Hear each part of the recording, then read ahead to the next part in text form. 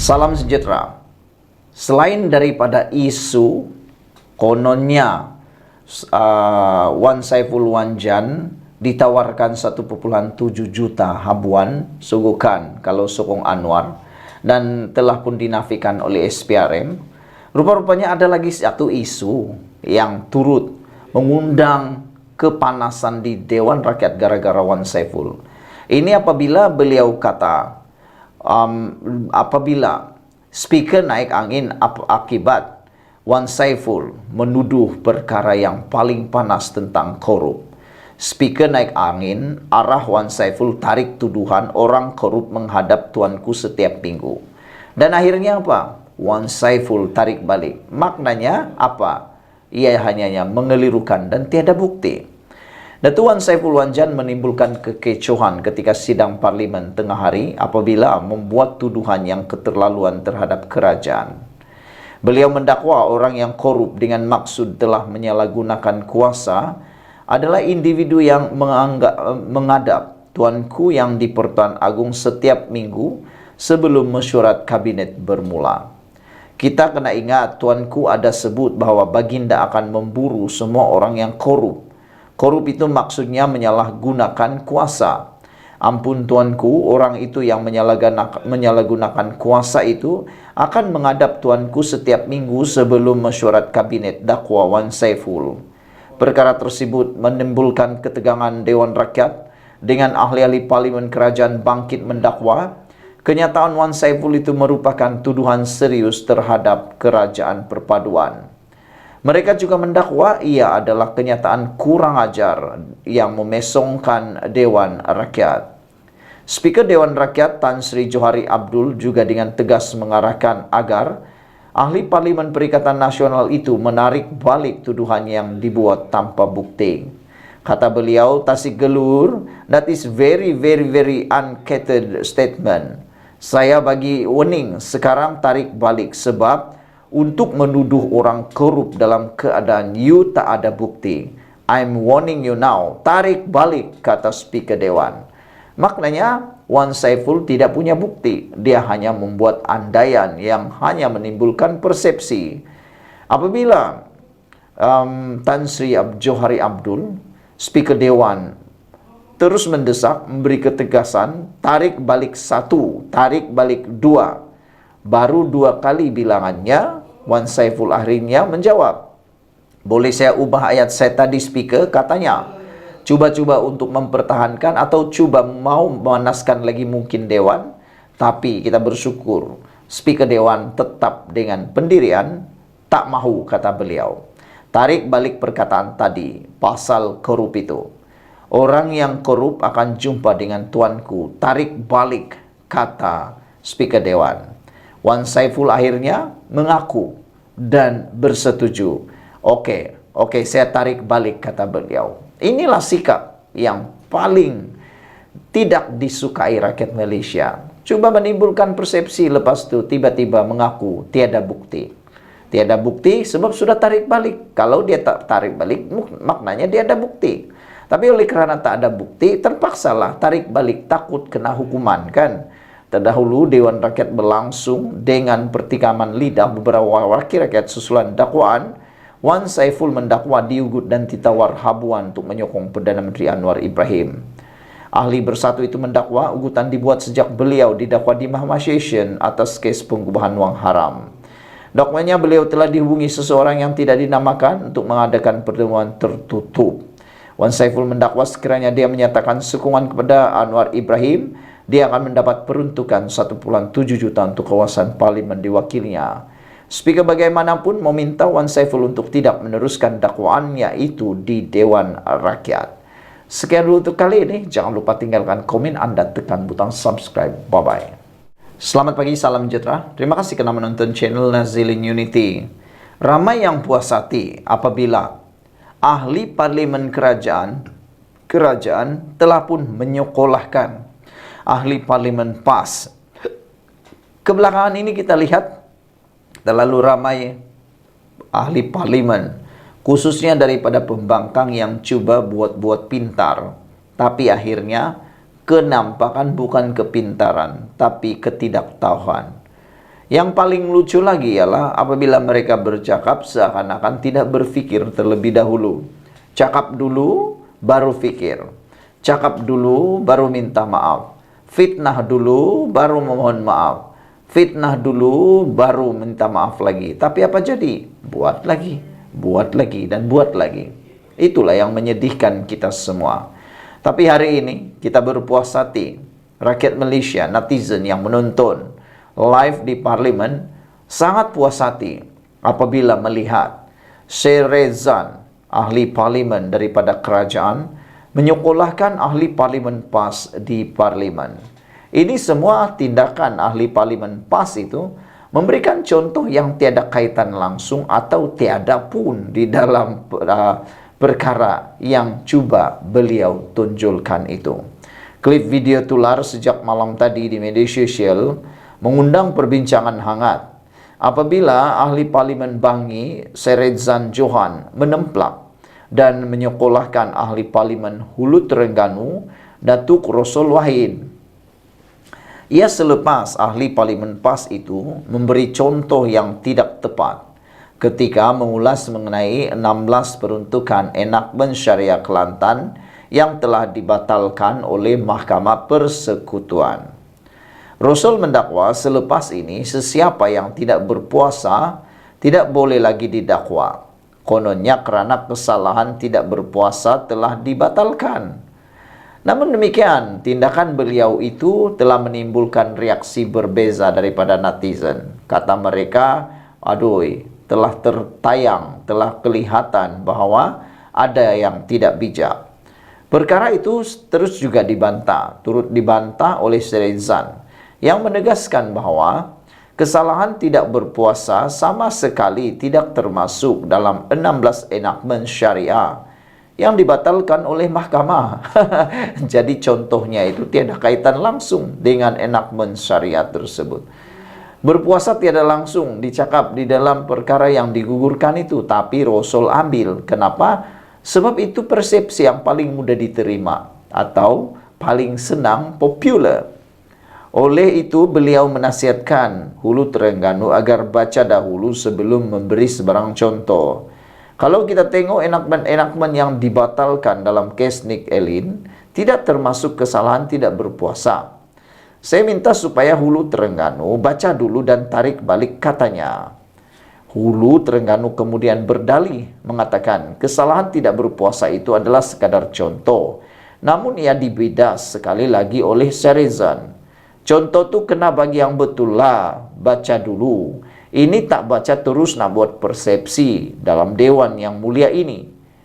Kata Seredzan, kalau saya tak cek tadi, you dah bawa pergi TikTok. Satu Malaysia dah masuk, satu Malaysia dah mula bergaduh, satu Malaysia dah mula keliru kerana rakyat Malaysia mudah tertipu oleh kata-kata yang popular seperti itu.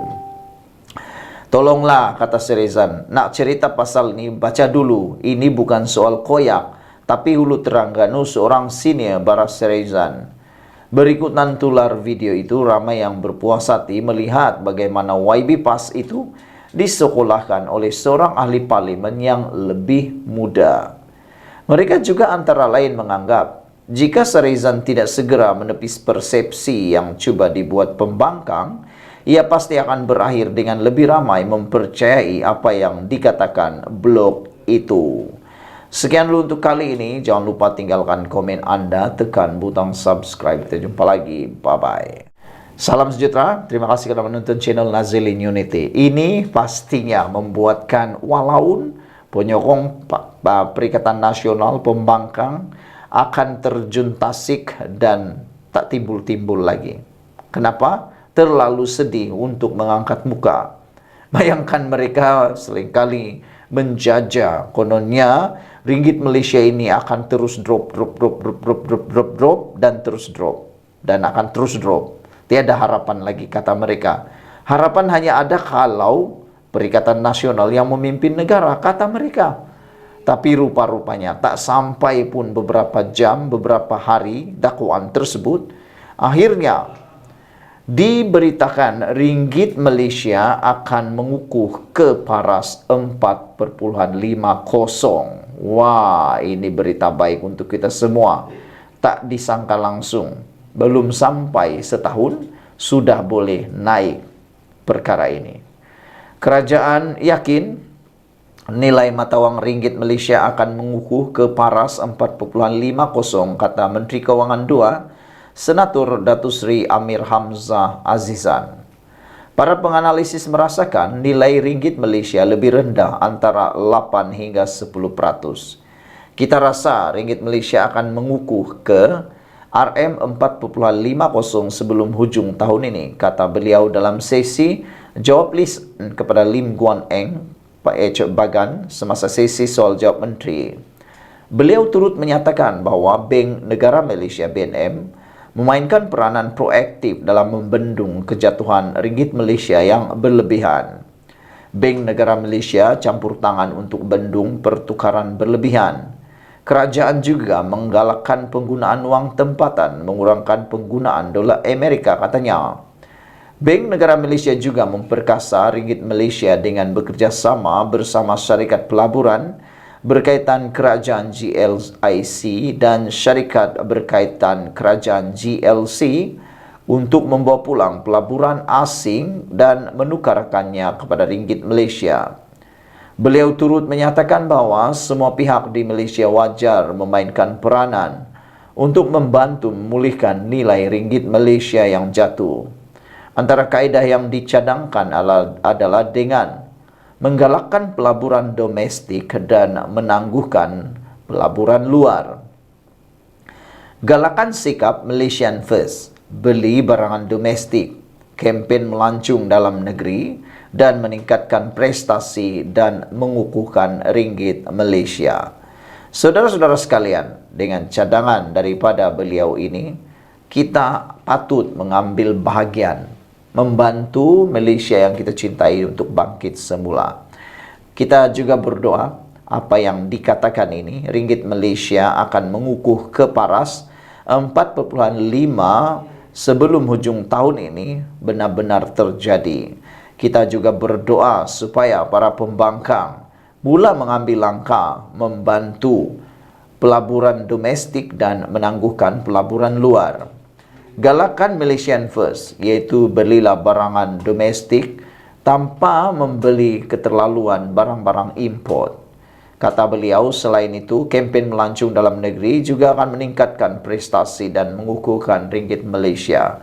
Janganlah jadi seperti ahli-ahli parlimen yang lain yang mana memohon pasport diserahkan semata-mata mau pergi bercuti di luar negara.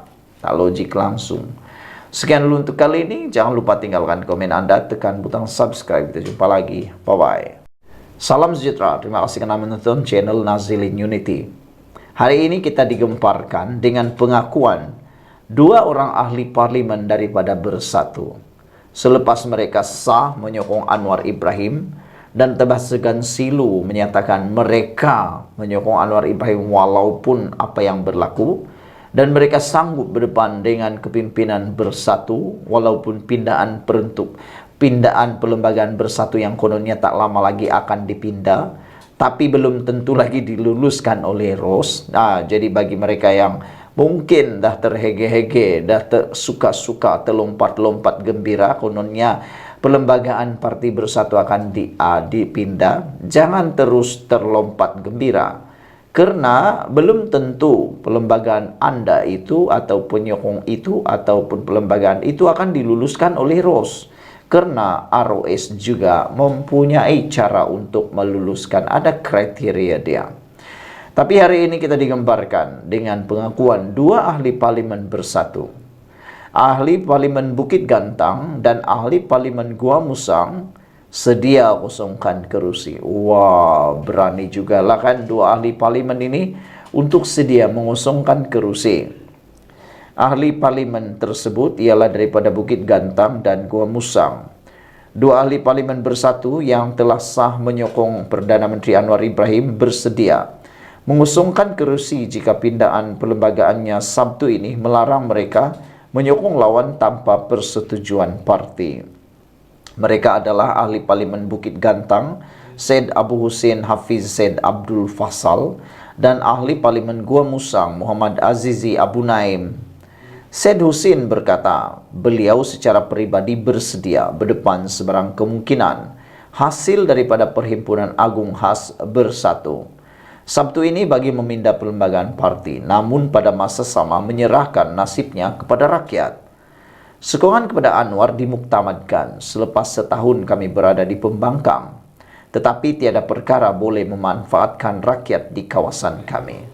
Daripada kami tarik balik sokongan kepada Anwar dan kembali menyokong pihak asal Bersatu yang tak boleh buat apa-apa, kami rela rakyat buat keputusan, kata beliau lagi.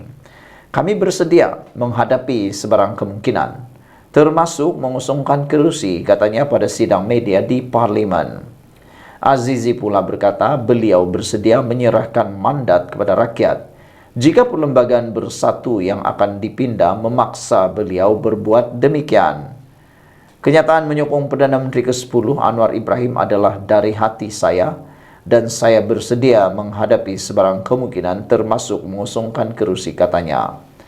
Pada 29 Januari, Setiausaha Agung Bersatu Hamzah Zainuddin berkata, parti itu akan memindah perkara 10 dalam perlembagaan parti bagi menghalang insiden wakil rakyatnya menyokong lawan, selain sedia berdepan PRK jika berlaku pengusungan kerusi. Selain Syed Hussein dan Azizi, ahli Parlimen Bersatu yang lain menyokong Anwar terdiri Zulkapari Hanapi, Tanjung Karang, Zahari Kecik, Jeli, Iskandar Zulkarnain, Abdul Khalid Kuala Kangsar, dan Suhaili Abdul Rahman Labuan. Sementara itu, Syed Hussein menafikan beliau dan 5 lagi menyokong Anwar berbuat demikian kerana ada tawaran imbuhan, termasuk jawatan pengerusi Task Force Kluster Makanan Majlis Tindakan Sara Hidup Negara (NAKOL).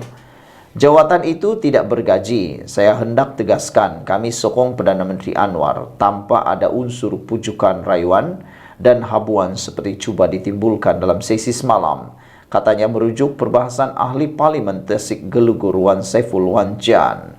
Sekian dulu untuk kali ini. Jangan lupa tinggalkan komen Anda, tekan butang subscribe. Kita jumpa lagi. Bye-bye.